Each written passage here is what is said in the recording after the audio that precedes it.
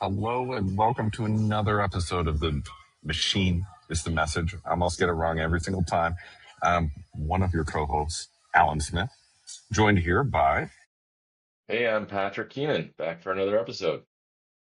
This is a show where we talk about all the crazy things going on in the world with AI for people who use AI or are building with AI, and we're trying to figure this whole thing out. This is our opportunity to learn in public. We enjoy doing that and invite you to come along on our journey as we pontificate about the philosophical ramifications of the things that are slamming into us, every single day here.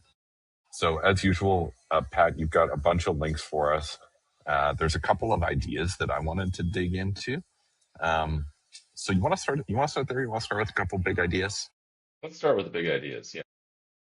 I feel like I should give my coffee update too. Usually we're doing coffee and yelling at each other. I'm going to try not to yell too much because I'm at Tim Hortons. If you're from America and you don't know what Tim Hortons is, you got to look it up. And you got to know that people don't really yell at Tim Hortons, just like it's a vibe. Now, you're supposed to play it cool here, just like a bunch of old people drinking coffees and bagels together here. And then there's us, dude, talking about AI. I'll do a little plug for my coffee. This is Ugly from Rochester. I like to get a little cup everywhere I go. Ugly Duck, Represent. it's called. Shout out Ugly Duck in Rochester. Okay, so I want to talk about something I've been noticing. So as you guys know, um, I'm working on building a lot of agents, in a studio environment at a time in different businesses. Like we're spinning up entire businesses around agentic workflows, essentially. And what I've noticed is when we go try to talk to the customers, there's kind of like a different story that we're telling at every level. And dude, I'm going to be honest, I'm not sure if all of them are a lie. Like, I feel like they might all be a lie, every single one. I'm not sure yet. And so, like, we're not promising, but there is a talk track for every layer in an organization. So the same tech, depending on who you're selling it to, is a different promise. So let's just say, that there's a different buyer, there's a different fear, there's a different promise. Let's start with the individual contribution layer, like the IC, right? So let's say you're an individual contributor. So maybe before we jump into like the AI world and the promise, maybe we can just like anchor down on like what is a product promise, or like maybe historically, like what has technology promised us before? Because I think that like if you're a salesman, you're going to a company, you're selling like the first PC, you're like, this is going to be really great, or you're selling printing to somebody because you're like, hey, I know you send this away for print, but you could have your own printer. There's some level of like, this is not proven to me, but the story you're telling me seems to make sense. Is that fair? Depending on the product category, so if it's a known product category, then they're buying something, they expect a certain result. Usually, there's going to be some innovation in the product that's different, that's causing them to switch from whatever they're doing before to whatever they're being asked to do afterwards. But essentially, the product promise is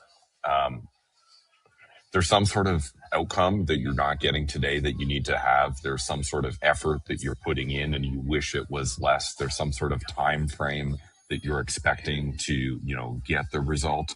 And there's some sort of likelihood of success that are a part of the value proposition. And that's actually technically the value equation by Alex Hormozy. Those four things go into how you construct the story. Obviously the dream outcome, the closer your product can take people to the dream outcome that they desire is the better, the less the required input, the better, the shorter the time frame to the, outcome, the better, the higher the perceived likelihood of success, the better, right? So those are the, those are four potential levers that you could look at, for this anyway. And to your point, dude, like, it was always different value propositions to different levels of the organization. It's just now we have different ones with AI, for AI products that tend to have some names. Yeah, and I think particularly they are a type of product that you can use it and it kind of proves something to you. Like it's like kind of like, wow, I'm using this thing, it's talking back to me. But then there's the question of, does that promise come through from the business perspective? I implement this thing, it's going to save me time or do all of these things. And so I think that, there's always been, how do I sell into an organization? But there's always these unique paradigms where it's like, okay, cool, like you're going to have to do that instead of doing it on paper, it's going to go on this computer thing, it's like a Yeah. new way of doing things. And it's really not clear that it's going to be more valuable because there's things that just totally flop, right? I mean, I guess the fax machine worked for a short window. Crypto might be one of those things. It's like, yeah, there's probably still value there, but it kind of flopped. And I'm sure we could just go through the list of things that had a big promise and fell through. And so, like, the exciting but also scary thing to be on this precipice of like introducing a new way of doing things in an organization is that like nobody can guarantee, you can't point at 100 other organizations who are making this work with clear returns and the numbers behind them, right? Because we're too new to it all. And so I think the product promise is really that, and the follow through is kind of what we're questioning. But yeah, just wanted to like set the stage of that. There are these promises, some come true, some don't. It's stickier when you're dealing with technology that is fundamentally like untested. And there's this, what's that? There's like the innovators, not the innovator's dilemma. It's the crossing the chasm chart where you've got the kind of like the early adopters or like extreme early adopters, the, early, there's like the innovators, early adopters. Then you've got the chasm to the early majority. And then you've got the late majority and the laggards in terms of the Mm-hmm. groups who end up adopting this stuff over Innovation time, right? diffusion. Yeah, totally. Innovation Yeah. diffusion. Love it. Oh man, we're good. Like tech, we sound pro here today. I love it. Okay, so let's talk about the promise and the reality and the underlying fear to the IC layer in terms of this, a swath of AI products that are being thrown at them right now. Like if you have a LinkedIn account, somebody's marketing you an AI product. Guaranteed, like it's happening today, and they're doing it through an AI product, which is also hilarious. Um, so I think the core value proposition for a junior or somebody who's like an IC at the execution layer is some sort of relief and some sort of leverage. Where it was before, you were at the bottom of the totem pole and you don't have a team, we're going to give you a team. Now there's this, synthetic team member who can work for you almost the same way that like offshoring kind of had the promise of like, oh yeah, you just package up some of your work and you send it overseas and then it'll come back the next day or the next week and you check it because it's cheaper for us to do it over there. We can't hire you somebody here, but we can hire you somebody there. That's kind of the promise. The reality that these ICs are dealing with today, there's a portion of their work that's usually repetitive that is the easiest thing to automate and replace. There's a portion of their work that they don't enjoy that we're trying to make them a promise and say, hey, we'll take away the thing you don't like doing, whether it's hard to automate or not. It's like, oh, we'll do it for you. And then the third of you, there's some sort of, you're measured today on output, not on strategy. So you spend all your time on delivery and don't really have time to think. Most people report being, reactive rather than proactive, and they have ideas, but they have no time to execute the ideas because of, the most of the work there. So those promises around, we're going to take the best parts of your job away. You get a team without necessarily having to be a manager because these aren't people, right? It's just a different interface that you're working with, and the work is getting done very quickly, and you're checking it rather than having to do the work yourself. And you get this like kind of consistent, better, faster output of the things you were trying to do before today. Like those are big promises, right? Like that's the promise to an IC in an organization today. Yeah, totally. And so yeah, I think the part is like we're the part of your job that you don't like doing. We're gonna do that.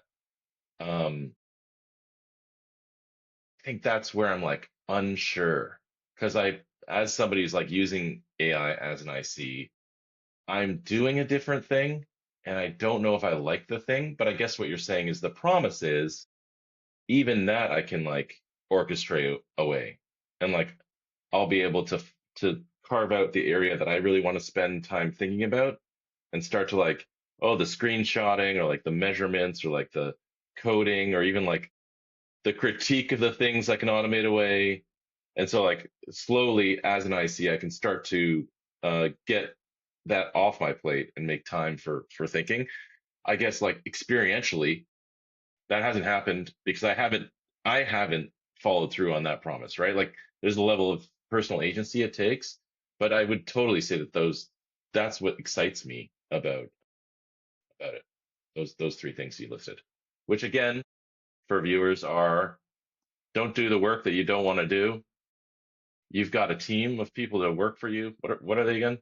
And You're currently overloaded with repetitive work, doing stuff you don't want to do, and like you're measured on those things, essentially, like the output of those things, not your ability to think strategically and solve problems most of the time. So we'll take that away. You get a team without being a manager, and faster, better, more consistent output, leaving, of course, more time to do something else. You've been freed up to do something else. And does everyone know what that is? Maybe they do, maybe they don't.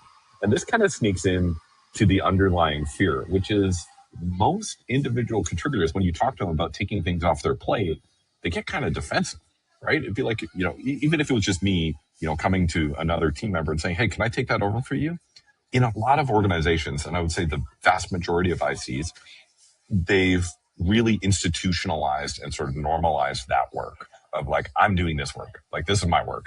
If you take this work away, you're taking my job away, right? Like, it's not my job's changing. It's like, you're taking my job away. And I think the underlying fear that, all of the, post labor economics and, AI taking over the world, replacing jobs, this class or layer of team members is feeling in organizations right now is you're trying to replace me. You're selling me an AI that's going to learn what I do, and then it's going to be cheaper, and my boss is going to like it better, and my boss is going to fire me. Right? Like, that's the fear. yes, and kind of by training out all these boring things that you don't like to do, you are essentially training your replacement, right? Exactly. Yeah. And the promise of, it's going to help you do something else. If you don't know what the something else is, like, why would you buy into that promise? Like, you're going to get something better. Like, there's a bit of a gap there, right? So, in terms of working with this, like the promises that I've been making, we're like, well, what if you never had to do this again? Like, is this the favorite part of your day? Like, definitely not. What if I could hire you 3 assistants tomorrow to take stuff over? What would you want them to do? That's kind of exciting. The task that people secretly hate but spend most of their time on is, a really interesting track. And when you start talking to people and you pull out product insights from them in this way, and then you start delivering on those, um, that can be really exciting. It needs to fit into an overall product strategy, and you need to know what you're doing against the rest of the market, et cetera.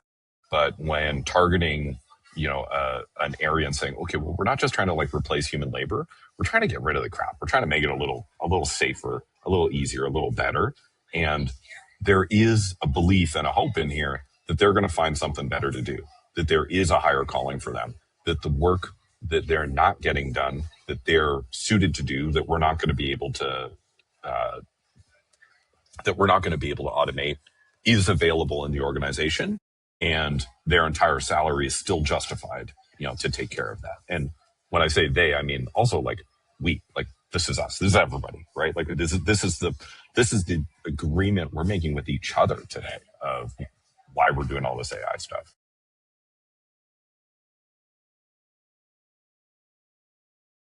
Yeah. I just kind of I anchor on that future, like let's imagine that everything's automated away. What do I actually want to be doing? And then I kind of think about Star Trek, and I think about like just it's essentially having conversations in space. I'm like, that'd be cool. Just like you just like having conversations in space about things. Um, and there's like little computer consoles that they're using, but like, yeah, if you apply today's science to yesterday's science fiction, you're like, why are they steering the ship? Like, that doesn't make any sense. Like, clearly the computer can do a better job. So yeah, I mean, apply our technology to Star Trek, like they're really just talking to each other, they're just kind of like figuring out plans and stuff and seeing what happens. going on adventures, trying to get out of trouble, right? Like all that kind of stuff. That's what Um, you want. I remember feeling like one of the most one, the transporter felt like a far fetch. Two, the computer, the fact that they could just talk to the computer and it could just talk back. I was like, never going to happen. Like too far away. Like, it's like that's the future we live in. As of years ago, like it actually works. That way. And then holodeck. Who knows how far out we are from that type of thing. It's getting closer and closer. Um, okay, so let's talk about the middle layer. Actually, first, what would you want to do if a lot of the work that you're doing today is automated away? And you said everything, right? It's like, yeah, man, this is, David Shapiro, post labor economics. Like, where do we get our value from? Um, I think there's would be a massive existential crisis for people. And, would everyone just become an artist? Would people try to do work anyway and be like, you know what, I'm just going to try to also do this thing that computers are doing in like a less efficient way, but I guess I'll do it for free. Like, I don't know. Like, it's weird. But now I'm going to do the same thing for fun, just as like a hobby project. Like, there's people who code stuff for free, right? Like, not for work. So maybe the same thing, like just as something they think needs to get done. So you can apply that to any type of task and say people will still do it, right? Yeah, Just I mean, I cool. think that yeah, like I think there's another world where like we just focus more on like attention to detail. And I think the machine is like an averaging machine. So you output a website, and the first thing you do is like, oh, the button radius is a little bit weird, or like, oh, I don't know if I like. So there's basically a reaction, which is like your intuition, your taste, and you start to like refine that.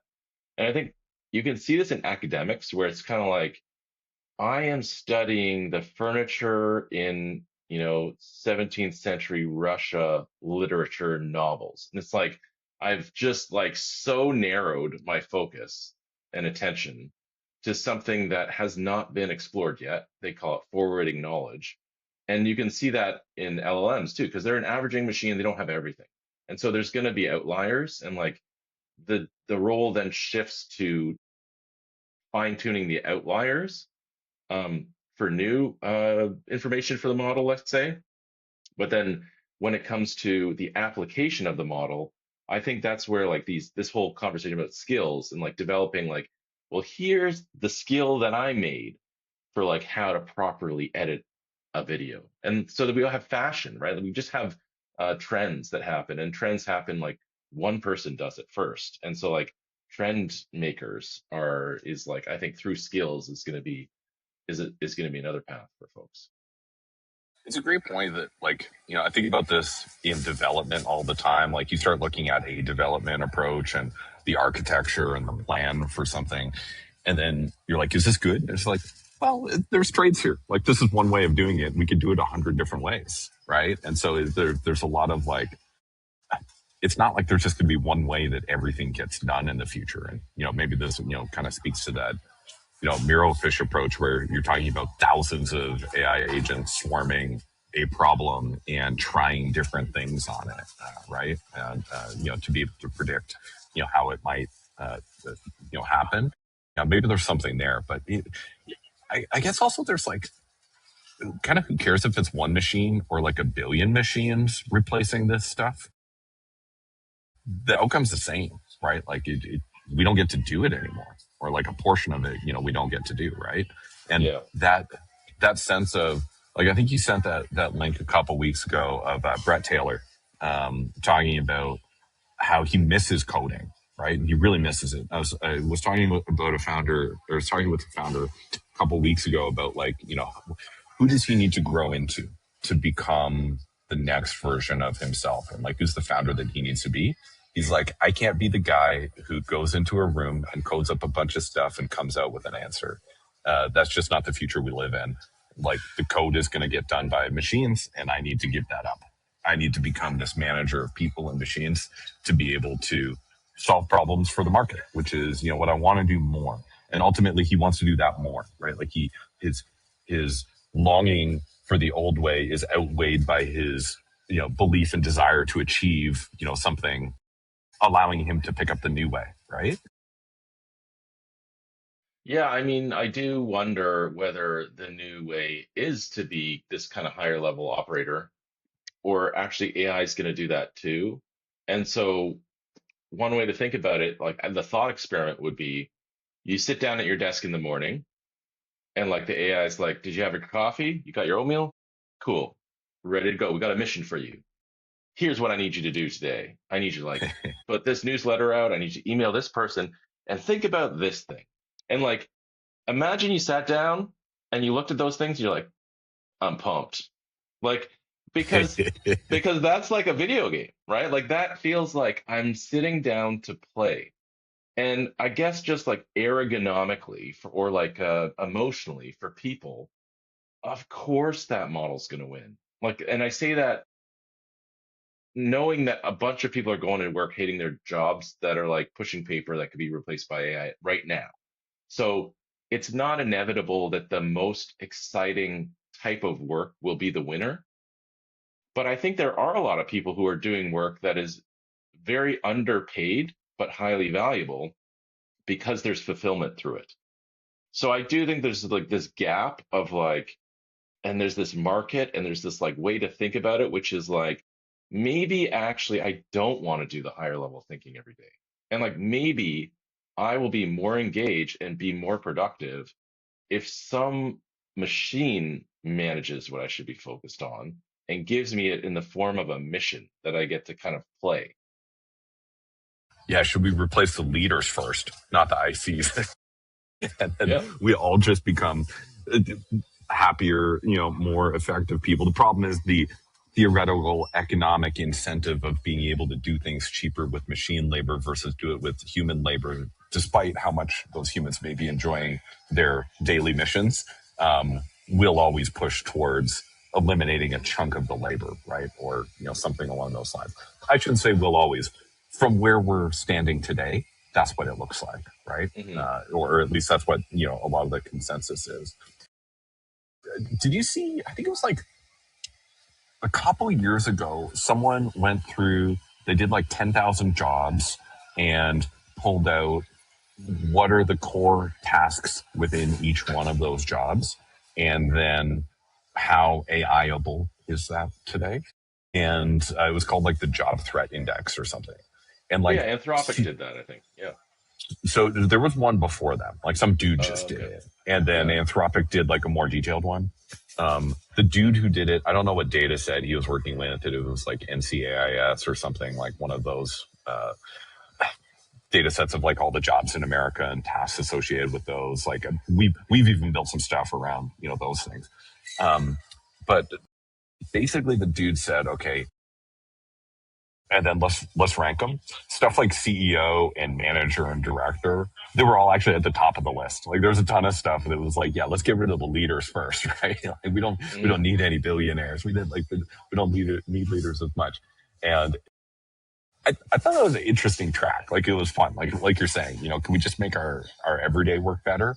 And just as a quick bad product idea, I wonder if you could take any to-do list and run it through some sort of like a translation of gamification of like turn this into more of like a narrative arc, like build a story around it, right? Of like, this is what's going to happen if you succeed. And these are the stakes, like build something around it. Who cares how much BS it is? Or how much of your actual life and context of the organization is able to draw in and create that motivation. I wonder, in video games, how there's the track of, um, this chart where it's like below a certain level, you're not engaged, and because it's too easy, and above a certain level, Mm. you're not engaged because it's You're too hard. overwhelmed. Yeah. Yeah, the overwhelm versus disconnect or something, or boredom chart. I can't remember what it's called, but basically, like there's a channel, and over time, as your capacity increases, um, the difficulty level needs to increase because you get bored by doing something easier, and you get overwhelmed by doing something much harder. So your kind of like set point moves up over time, which is why it's like a channel moving up and to the right. Hmm. Um, and games do this incredibly well. Like they keep you in the channel the whole time, right? Like you don't go from like super easy to super hard. which is really hard in like playing with human players and in the real world. Like in chess, it's like, what are the chances you're going to play somebody who's just like a little bit better than you, like around your level? Like you could get completely crushed or crush somebody because it's so hard to manage that. But in games, they do such a good job of managing it. I wonder what that looks like in this context of like gamifying your daily work. Yeah. Yeah, giving you something that's hard enough that you actually do have to do the work and that is clear enough that you can start on it. I think the other thing in games is generally somebody wants you to do something. Like generally in a game, it's not like you arrive in the world and it's like, I want to move around. Like that would be like the most boring game. There's probably somebody in the game who's like, hey, I need you to get this item from over there. Our city's been attacked. You need to find, like, find the monster that did it. And so, like, so there's a matchmaking of like the work to the human. Then there's like a kind of like filtering of like, is this actually doable by AI or not? Mm-hmm. Which, as a side note, I would say CAPTCHA is a really good example where you're like getting people to put in the CAPTCHA to confirm that, and from enough people that it is those letters, and then you're showing it to humans, and then it's a validation thing. But there's a human work aspect there, which is like it's a hard to view um, image, and humans can verify over time what it is. So anyway, so there's human work that this work is actually not doable by the machine. But then there's the matchmaking of the person with the problem and your what your work is, right? Like I think that's also an interesting thing is like who is that person in the village who's like, hey, I really need this done. And like you sit down at your desk, you're like, oh cool, I can help this person. Like maybe they're real, maybe they're not. Like maybe it is this narrative that It could or it is just a be a person in the world. sprite, man. Like, like we care about sprites in games. Like, so who cares? Like, if we're making a game here and games are supposed to be fun, it doesn't all have to be real. Yeah. Yeah, totally. Um, yeah, so I think there's like an emotional hack there, but there's also like the potential to actually allocate humans to tasks that humans are best at and that other humans need done. Yeah. I'll share with you a story. My friend runs call centers, so like massive call centers in like Colombia, Philippines, etc., where there's thousands and thousands of operators coming into these call centers, taking calls, and it's really hard to keep these people doing these jobs because it kind of sucks. One of the things that they did was to try to like gamify it a little bit. There's a couple of platforms that do this, and the training component is part of the game. And then kind of like a skills and leveling up component is part of the game. So like the number of calls you're able to resolve with a positive vibe, by X level. And it's almost like you're like hitting these milestones and getting your XP built up. But then you're also going through these training things to make sure that you're up to date on the most recent way of doing things. And if you find a particularly new way of doing things, then you get to be a contributor. And now you've added one, gem to the gauntlet or whatever it is, in terms of like you're also a contributor, not just like a consumer and, executor, of this stuff. And they found out that the software that they added, people were using it like, and so there was a phone app, as part of it. People were using it 7 days a week, even when they were only working 5, because they just loved it, right? Like it was one of those things where it just felt like they were getting continuous reward and leveling up and progressing. And we just love progression, right? Like it's all about the progression, man, of like, are we getting a little bit further along on our journey? Are we doing our thing? Are we getting around the corner and doing what's next? And this just provided that sense of progression. The story really stuck with me. Mm-hmm. Yeah, I mean, I would say that's a big part of why I have a job is just like, cool, here's the next thing that you can do. Here's the next area to grow in. Like I don't know how I would do that on my own. I'm sure I could do it on my own, or AI could do it for me. But I think a big part of why people have jobs is it's like, yeah, it's like a growth thing, something for me to do. So here's the thought experiment. Let's say you live your life and everything you want comes to being. Like it's just perfect, right? Like everything, like it's there's no bumps. Everything goes the way you planned, the way you desired, the way you decided. You get to the end of your life, you die, you get to come back. but you had that experience and you know what it's like, and you kind of get to keep it a little bit. How many lives do you go through where you believe, or before that starts to get boring, and then you're like, you know what? Throw me a couple curveballs next time around. Let's make this a little harder. Let's, you know what? I don't actually want to, have complete control over this thing. Just like, because it put some randomness into the system for me until you kind of work backwards to the point where it's like, we are where we are now, right? Where you don't have control over this stuff. Things happen and it's better that way than the alternative of you get to decide everything and it just goes completely according to. Yeah. I mean, it's not a game otherwise, right? I mean, I'm not really playing if I have a cheat code. Oh, Now you're just, I don't even know what you're doing. It's just something. Yeah, speed it's a running. cheat. I don't know. You're just speed running it, and yeah, there we go. Speed running with the known outcome of like, yeah, of course I'm going to win. It's which is kind of not as fun as unknown outcome to some extent. Which is also within that channel of like when there's extreme unknown, like if you just lost a job and you don't know what you're going to do next, or you think that your job's going to get replaced by AI, that's kind of puts us in the anxiety level or overwhelm area as well. So I guess maybe there's a track there over time. Um, okay, you want to talk about middle management? You want to talk about managers and directors? Yeah, I kind of like this. I kind of like that we're talking about, in some ways, we're talking about roles in AI, but in other ways, we're talking about what is the game these people are playing and what should they be playing. So cool. Let's go to the next one. Let's hold on to that track. Okay, so we got middle managers, directors, etc. And there's the reality there is if you're a manager, you kind of stop getting to do the work that you started doing, and now you're just solving people problems, right? Or a big part of it, coordination issues, communication issues. Some people are, a little better at their jobs than others. And, it feels like you're fighting fires all the time. Like that's, anybody who's been a manager for a while kind of knows that, or feels, some of those things at least. So part of the promise to a manager when you're saying, hey, we can trim your team down a little bit is there's going to be fewer people problems. We Even if we're just adding AI headcount, you're getting increased output for your team and more predictable output, but without the increased people problems. So even if we don't cut people, you're getting more with less of the negative things that you used to have to get, when you were, adding people, which doesn't scale infinitely. You can only manage, like some people say you can only manage 7 people, right? 7 direct reports. It's kind of the ideal number.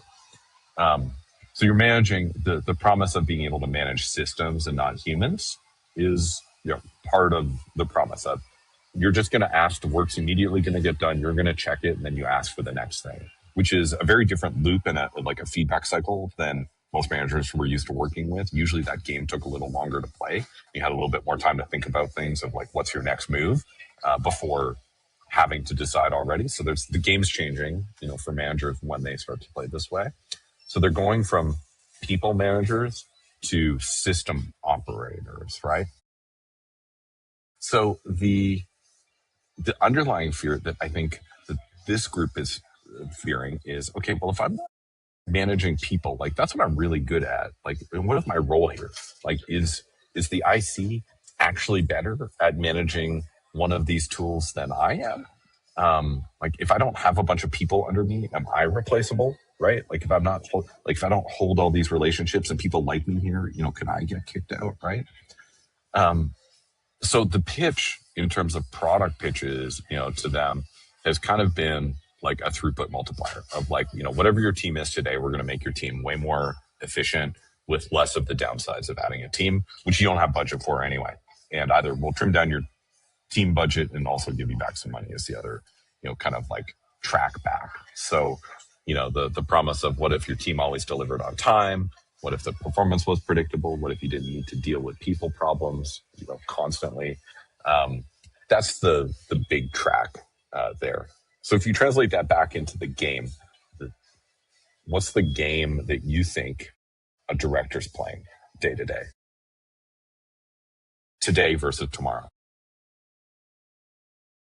Yeah, it's probably something to do with like longer timelines and putting different investments out there, like accepting that some of these things are going to fail. It does become hard for me to think, if so one person's managing agents. Are we talking about like the manager is still managing people, but those people are managing agents, or is it like this kind of director level is only talking to AI? I think it's a mix. I think the director's doing some AI directly. That's part of the promise of now you don't need a person to do this. It's an AI that's doing it. So you're managing the AI rather than you're managing another team member, or Yeah, we're taking that team member out and putting an AI in. So there's still that. And then I guess there is the make each one of your team members. So there's the second layer value proposition of like before when we were talking about individual team members giving them more throughput. Well, it's like, okay, to a director, each one of your team members is going to be able to have more throughput. That's a kind of secondary level promise. Should we, keep the team around? Which, man, I can't believe we're like talking about this stuff. Like this is like a thing of like, are we even going to keep the people? Right? Like casually and like it's so natural these days. Like this is the zeitgeist, man.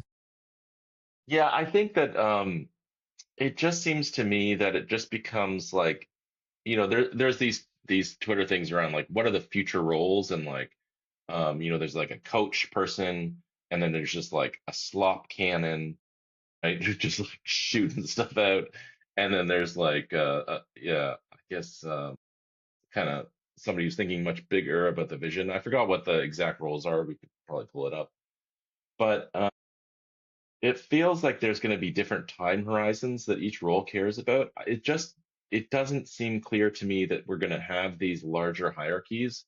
And actually, Jack Dorsey, they laid off like thousands of people at Block, and they reconstituted their org structure uh, to have basically like one world model. Like I feel like a lot of what you do in the higher level management or even higher level IC is you have like a broader view of what is going on in these different parts of the org.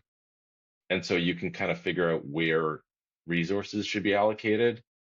But that's mainly because in order to know what's going on, you have to talk to people. But if you have like a world model where like everything that everybody's doing every day is fed into a world model, then everybody has like the same ability to ask the question of like, what's the product strategy in 5 years? If we keep doing this, what's going to happen? And so, in many ways, it feels like the questions that you want to ask are the future role. Like, I might want to ask that, which is like, how can we position ourselves in the market? But somebody else might want to ask, like, how can we optimize this thing to run on this hardware faster? Or like how can we decrease the costs of this material for our build? And so like it feels like everybody's got the same model, everybody's got the same world context, and then it's like, well, what are you responsible for? What part of this do you want to drive? And I don't know. Like, yeah, that's where I'm like, I could see today I'm a director, and so I see AI as this kind of a solution, which is what you're talking about. But then like as I do that, do we all just kind of become the same kind of things? Like, are we just managing a bunch of agents based on our interests? Our job title's more fluid and we just end up in the part of the organization where we're most suited and needed based on our experience and desire. Is that what you're saying? Yeah, and like, is there a part of the organization? Like, is there a part of the organization? Or like, do we just have like so many different small organizations?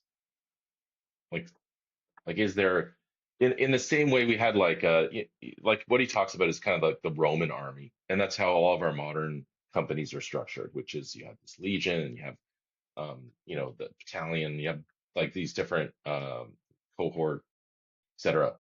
And so we've structured that because humans can only know so many people, humans and work in these kinds of smaller groups. But once you get past like your immediate 3 to 8 people, do you need those larger containers anymore? Or can you just kind of move around as this 3 to 8 people and do whatever Yeah, you yeah, think is yeah. appropriate, you know? Yeah. Is there like a completely this is like the Kevin Kelly like emergence stuff of like when like he's well maybe not he's like bigger is different like when you change the size of the system things inside the system change But I feel like there's something here too, is like when you start to change how the system can coordinate and sense and feel and redistribute these things, one system is replacing another inside of the organization. So while previously it was that hierarchical Roman legion, structure that produced a direction for the organization and the rest of the organization that was required, what you're talking about is, can we swap that out for something else? Can the new tech do what the old tech was doing? Right? Yes. Can the new tech do what the old tech was doing? But then also, like, given that, what is the new structure and what are the rules? And so, yeah, he breaks it down to these three roles, which is one is the IC, which we've been talking about. So you have like a That's the slop. specialty. That's the slop cannon. I We're all guess it's slop kind of like cannons the now. slop, but Okay. you're producing stuff. You have a deep expertise and you're like on the job.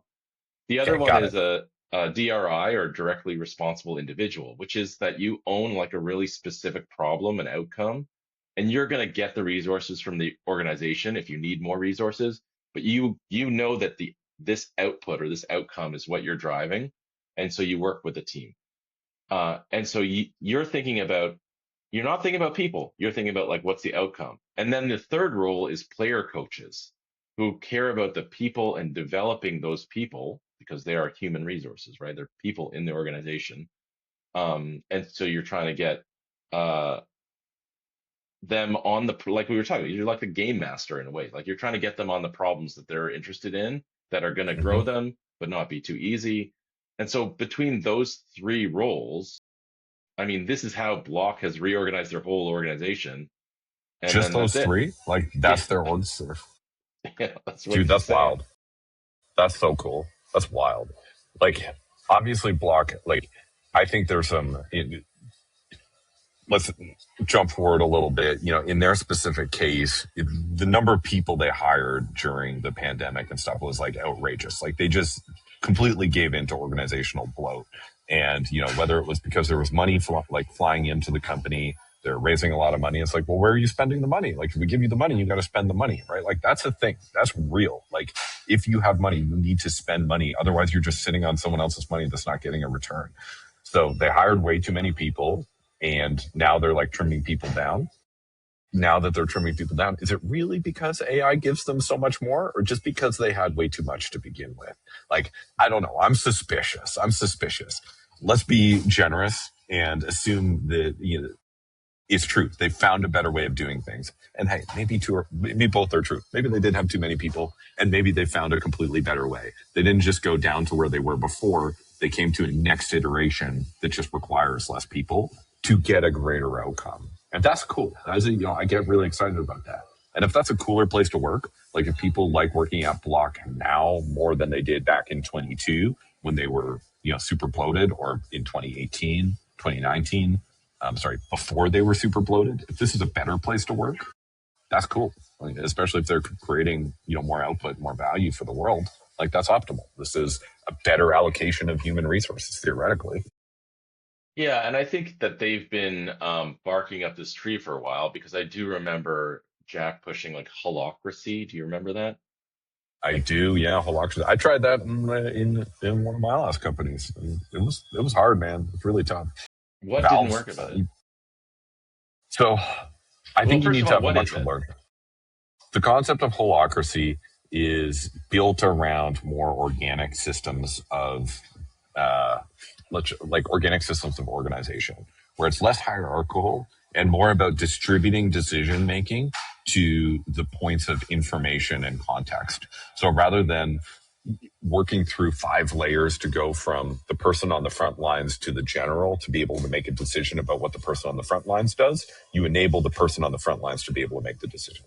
That's one of the core, concepts behind it. And then you end up with a very different shaped org chart. That's more like a bunch of circles, and like kind of groups with some overlap between them, than like a, typical kind of like tree diagram, which is, what you more see in an org chart, right? Hmm. In practice, it's supposed to reduce power structures. Something that then happens. Valve, the kind of game software company, they had, I think, the largest implementation of holacracy. And one of the things that they called out was the amount of shadow infrastructure and shadow power structures that developed when they weren't explicit was brutal, and a shadow power structure is worse than an explicit power structure. Like, one sucks way more than the other. And it became a crappy place to work, even though on paper, when you look at it, you're like, this is ideal. Like, this looks really, really good. The physical experience and social experience and emotional experience of being there was completely different. Hmm. Yeah, that's cool because I think that what the what the promise of having AI at the top, like we're talking about AI coding, take away all the menial jobs, but perhaps it's the best places to replace the CEO and that shadow hierarchy. Perhaps, yeah, I think that's horrible because you just don't know who's in control. And like if you know the person and you're in and like people are like, oh, just ignore those people. So it just becomes like a very informal, uneven way to get stuff done in an organization. But if instead it's an AI and you can kind of trust that it's fairly unbiased when it comes to like who's working on what, and it's looking historically about what you've done and what would be good for you, it does feel like it's like an appropriate solve for the problems that they probably would have encountered in holacracy. Not saying it's going to work, but I could see how you would be like, oh, this is the thing that we were struggling with when we were trying to do this like Mm. decentralized circle based organization. But I think you're right, which is like either way, however your org chart works, the question is, do people want to work there? And more specifically, like, do people who build valuable things want to work there? Which is why I kind of feel like it comes back to a game. Like it kind of comes back to like what's exciting to work on. And if I think about like the heyday of like the Googles and the Microsofts and Facebooks, and it was like it felt like a game. Like you oh, I'm getting, and now it's like a big org, you know what I mean? But at the time it felt like something that you were building something new and this is going to be fun. What was the Yeah. difference? Like, so, like, I, help me understand why one feels like one and one feels like the other. Like, because from a distance, having not worked in that type of organization, like, I don't feel it. Like, I have a narrower set of experiences than you on this. Um, I think the earlier days of Google was like, we're here to organize the world's information. And you could see and point at a number of people who just did like weird things and it got momentum and they just shipped them, like Google Calendar, Google Maps, like Google Flights. Like it was just kind of like a free for all of cool. Like, we can apply technology and quickly get outsized returns in anything we do. Like we can apply this to literally anything you're doing. We can apply technology, and we're the only ones who can do it. And we have this kind of surplus from ads. And so you come there as an engineer or PhD or um, somebody who's interested in technology, and you just get to like run with it. Like you're running with a team. You guys had an idea, concept, and it works fast. I think the modern day is probably like, well, we've exhausted the returns of that, and now we need to be more unified in our approach. So we're going to have to like, oh no, well, that's not in Google's interests. Like, we're going to have to keep the search bar on the homepage in Android, or you can't do that funky thing with the logo. Like, you're going to have to keep it in the. So I think it's just like reined in because the expectations are so high, and Google like literally has to compete for the first time in a long time. It feels like Google has an existential threat around their core business, which is search, from this new technology, which they were sitting on and didn't ship because they didn't need to. And so they just need to compete on a level they hadn't needed to before, which like now you don't have that play area that you had before it. And it's a large company. I mean, it's like billions of dollars, hundreds of billions of dollars a year. Um, So does that make my point? I don't know. Like, are there still fun places to be? I'm not sure. Like, what is the new fun place to be to do crazy stuff? I don't know. I don't know. It But I feels feel like, like, yeah. dude, it feels like everywhere right now. I feel like everybody's freaking out about all the AI. And like, this feels like a new frontier where everybody's just messing around, trying crazy stuff. Like, think about the amount of links you can pull up week to week. It's just not inside of one company. Like those opportunities feel like they're more available to more people right now. Backing up a little bit, it's just, let's think about what you were talking about in terms of, let's say you outsource your daily decision making in a way in terms of what to work on to this new work algorithm, essentially, of, hey, you tell me what to do, make it fun. I'm game. I'm going to show up at 9 a.m. with my Tim Hose or with my ugly coffee. Shout out Rochester, to play the game and create some sort of output. That is essentially, we're replacing an old paradigm. We're talking about sort of replacing an old paradigm of how organizations traditionally distributed work to a new paradigm of how they may distribute work, or maybe even just like translate work. Is like kind of what this like thought experiment is about, right? Of like translating work into this journey, and whether or not the AI is figuring it all out and deciding who does what, or if it's just taking already pre-made decisions and putting a wrapper around them, that works too, potentially, right? Let's go with the algorithm idea, that it's more like, what? You open up YouTube, you don't decide anymore. You just scroll through the homepage and you click on a few things that are interesting to you. And, based on what was interesting to you yesterday and day before, we're going to figure out what's going to be interesting for you tomorrow. And so when you show up tomorrow, we're going to have something for you. Or Spotify, just the DJ, right? The putting on the Spotify DJ. And I guess going all the way, like 100%, in any direction is kind of like, how often do you use the Spotify DJ? Like, I never do. Like, do you? Because remember, I it was don't like use a it. promise No. of like, yeah, well, Yeah. but the promise of the DJ is you don't need to decide anymore, right? Like, you just kind of say kind of what you want, and like it's going to find it for you, and it doesn't. Like, it's not there, right? Like, it doesn't work. With other algorithms like Twitter, and with so on Twitter, how often do you go to the For You page versus the Your Follows page? Yeah, I use For You all the time. All There the you time. go. TikTok, right? Like, they were one of the groups that really cracked Yeah. creating sticky algorithms and finding what people wanted next. Um, of course, the format that they were working in of hyper addicting, slot machine, high dopamine content definitely helped them in terms of getting a lot of people through it. It's not just the algorithm, but to a large extent, it is the algorithm. They beat Vine and everybody else who did short form video beforehand, in part because their algorithm was better. Totally. If you think about those ones and their ability, like, what do you lose when you outsource so much to the algorithm? Like, how much are you comfortable saying, yeah, I don't care about this, I only care about that, right? Like, how much of the reins are you willing to give it? Well, so the sites you named, I open up and it gives me content. Um, I guess you could say I'm expecting it, but it's kind of like content I didn't ask for that it thinks I might like. I imagine with my workday, I just have projects. And this is where I think that there is this new, for me, there's this difference, which is like I use AI and I talk for a long time about what I want to do. So I'll talk about the project, why I'm doing it, the market I think it's in, the research I want done, and I'll have a long onboarding conversation. And then from that, I have a project definition. And then from time to time, I'll throw a link in there. What do you think about this? Or like, how does this compare? Or like, I want to get started on the prototype. And so I think that kickoff for like a human goal is like the higher level thinking that we do. But Mm, most of the time, we're in this day to day.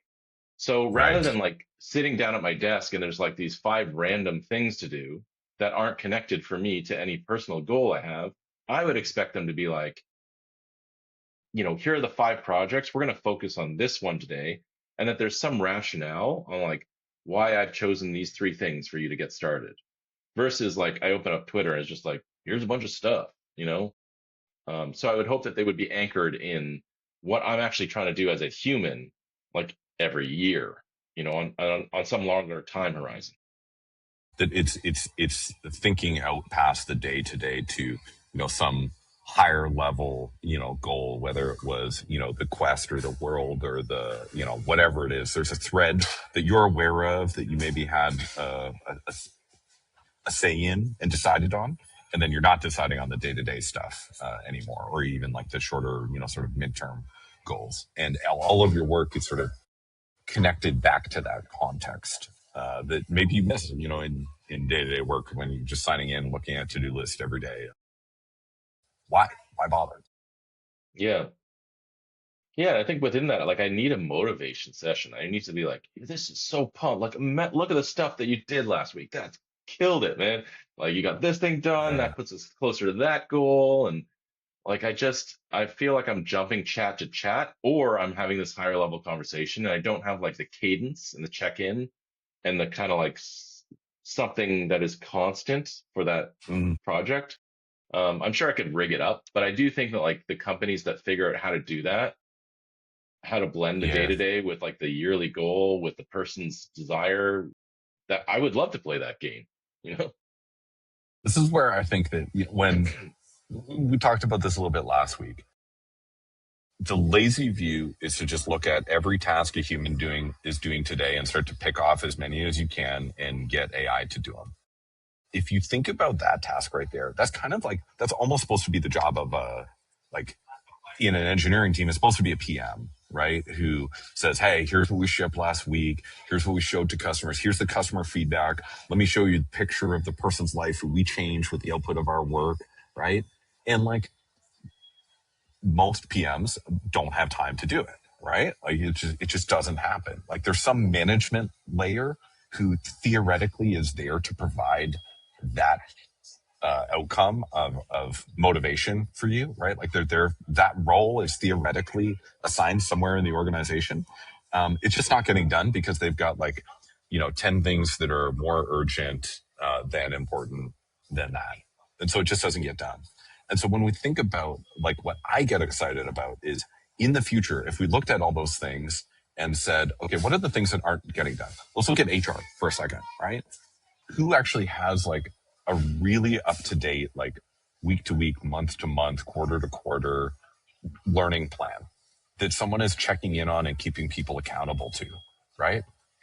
Who's getting enough feedback, from their teammates, on this kind of stuff? Who's getting that sort of like outcome report of, hey, all the work that you did over the last X number of while, this is what it meant. Like, this is how important it was that you did this and the value of it.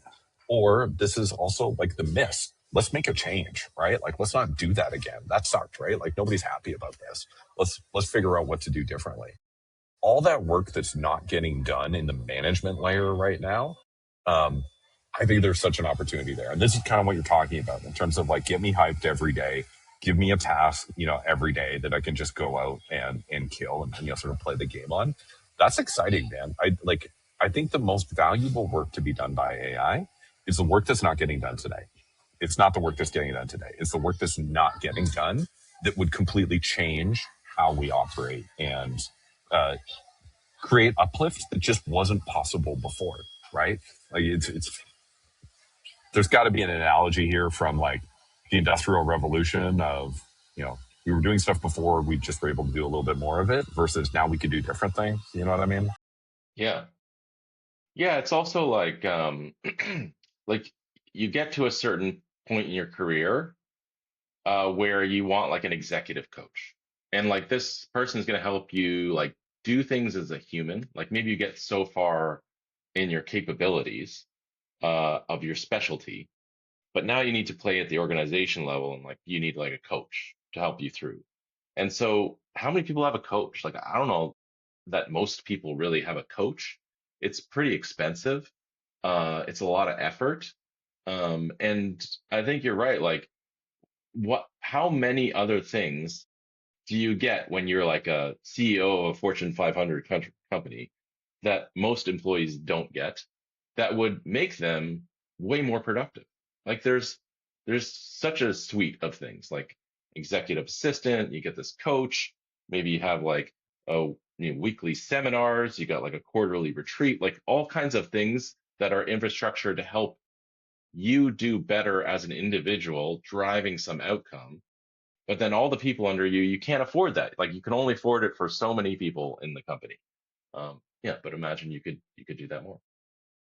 Dude, we're talking about one area of your life right now. We're not talking about, like, we're talking about work. We're not talking about fun. We're not talking about your finances. We're not talking about your relationships. We're not talking about your health, right? Like, imagine applying some of the, like, these same concepts to each one of those tracks in your life and how much richer, each one, could potentially be. Um, there's a lot of unsqueezed juice there that it just hasn't got squeezed because I don't think we had the tech. We didn't have it.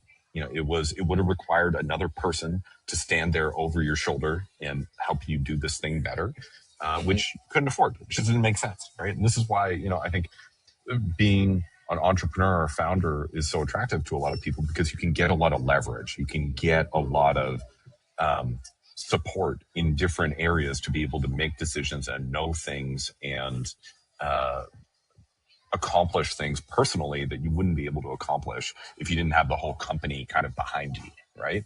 And with everybody being able to have an entire team, behind them in each area of their lives, it's a different game than just being a billionaire and being able to hire, the best health coach to look at all your blood marker data and give you the advice on what to do next. All of that's possible now. So, or theoretically, it should be possible very soon to solve a lot of these problems. Yeah, and there's kind of two ends of what's possible now. So we have like the models. We definitely have the models. Um, and then what's probably missing for most people in most cases is the context. Like we were talking about tests. I just want to do all these health tests, but I don't even have the context. I don't even have my own context on my body. Like I don't know what my blood levels are. I don't know all these things. And so like there is this kind of race to collect all the context, but really that should be my context. I should have that. Like, why don't I have that? Yeah, so but we have those two things, which is we have the model to understand it, process it, put it into a plan, and we have the context to be able to put into the model so it understands me uniquely and what my challenges are in health or professional or family, fun, etc.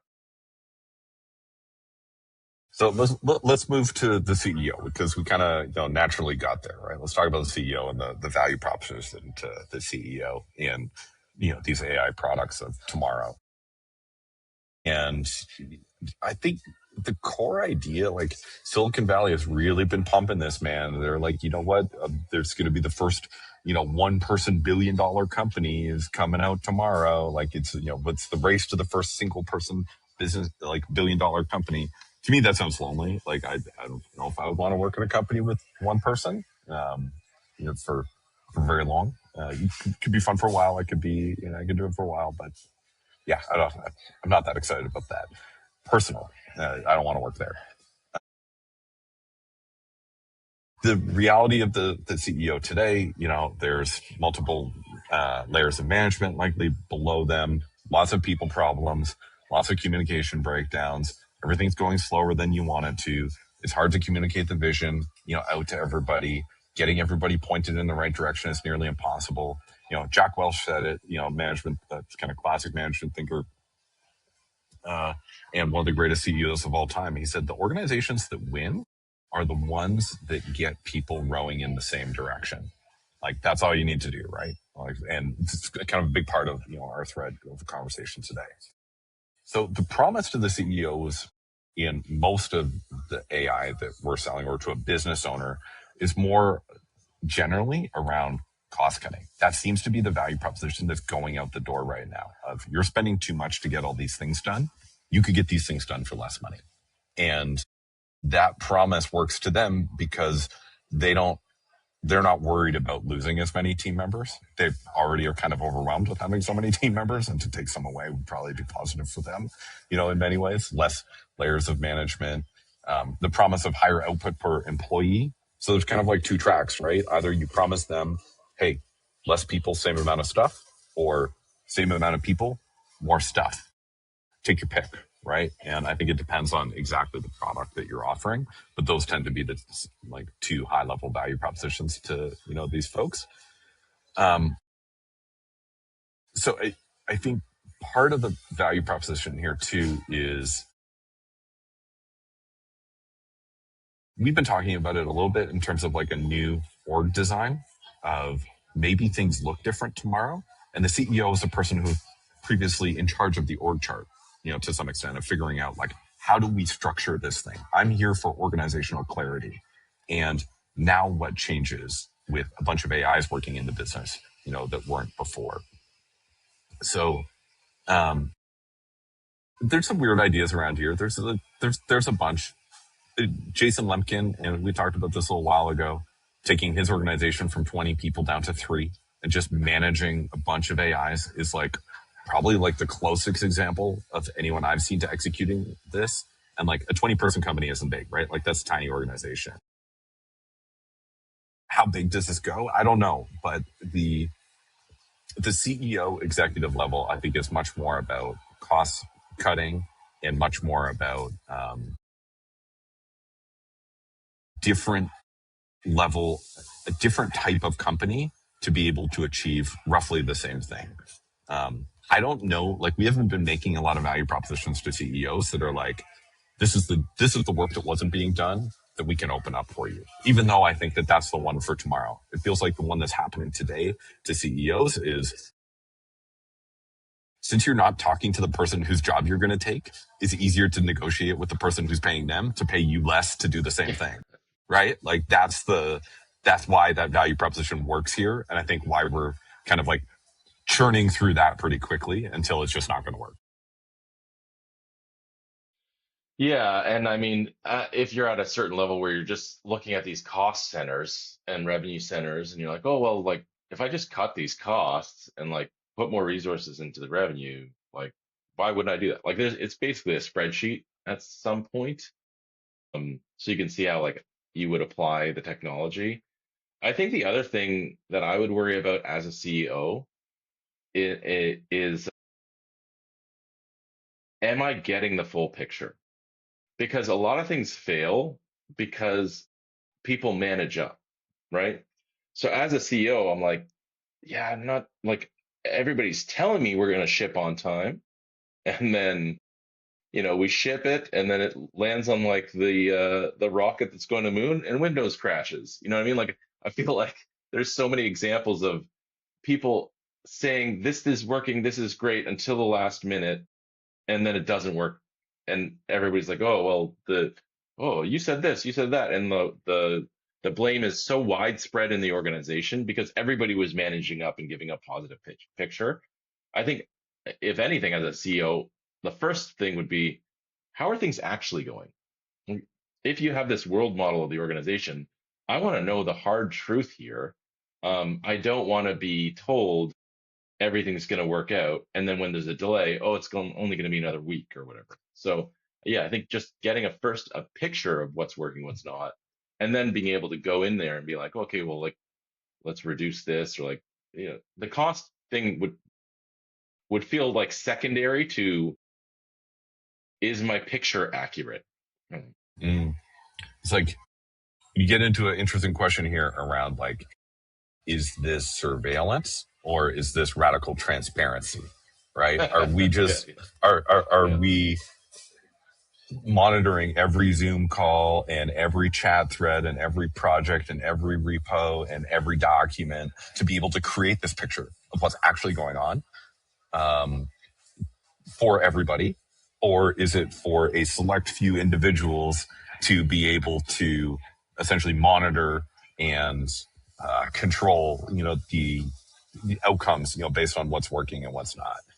And I guess if the job is to have the right information to make the right choices, maybe they deserve that information. Maybe that's what they needed all along to make the company better. But then it's like, well, how careful do you need to be in every conversation? Can you not say anything bad about anybody ever? Like how long until you're getting sentiment analysis on every call and this person is like a little bit less liked than these other 2 people, so let's get rid of that person. That's a dystopian future in many respects, just to be able to get that context. And so many like second order, like terrifying side effects come from, working there, or having, that surveillance in place. So it's almost like you want like a trusted bot to be able to filter things and be like, no, this is like, there's like a firewall in between. I don't know exactly what's going on. Like I don't get access to every word. I get the intent, of what's happening. And we all know what we're being measured on and what we're not being measured on. It's not like everything goes into the context spot that's providing, the context for everything. It's the context spot is looking for specific things, and it's building its context and it's respecting people's privacy and, not measuring them on things that they shouldn't be measured on. And if they are getting measured on that, and that information is drifting upwards or migrating upwards, wherever it's going in the organization, sideways from circle to circle, does everyone know it? And, everybody's okay with it. Like that's going to be important here. Yeah, I mean, one example is Bridgewater, Ray Dalio, famously record every meeting, every internal meeting, every meeting is all recorded.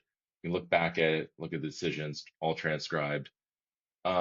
And so when you're joining the company, you are signing up for this kind of level of, I guess, surveillance. What I heard about that is that there does become a shadow, like you were saying before, like a shadow, not a shadow hierarchy, but like a shadow meetings where you're like, let's get drinks after work, and like maybe that's where deeper things are discussed. Yeah. So I We're think going you're to talk right. about Like, how this manager sucks, at that meeting, right? Not yeah, in the one where we were supposed to talk about that manager's performance or whatever. but even still, they have this radical candor, radical transparency approach, and they onboard everybody, and you have to sign up for that. And it's like a level of like belief at the company that they go over their, like they put a lot of effort into getting everybody on the same page about that. And even then, they have this kind of like shadow meetings. So like Yeah, imagine exactly. introducing that at a company that's just like, yeah, everything's fine, but we're just going to put this camera in the meeting rooms. Like how how how toxic of an environment that might create. And then it goes back to like, do you want to play that game? Like I just feel like if that's your company, it just people luckily in some industries you can leave and just go to a different company who does things differently.